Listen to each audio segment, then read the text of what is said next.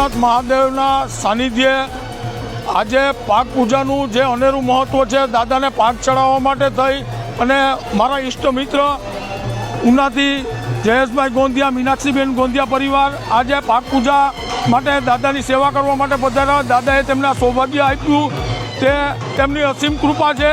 સાથે અમે તમામ શિવ ભક્તો, તેમના પરિવારના અને મિત્રજનો પણ આ પાક પૂજામાં સામેલ થયા. દાદાની પાક પૂજા કરી ધન્યતા અનુભવીએ છીએ. જય જય સોમનાથ, હર હર મહાદેવ. देवों के देव महादेव, सलामी देंगे, सलामी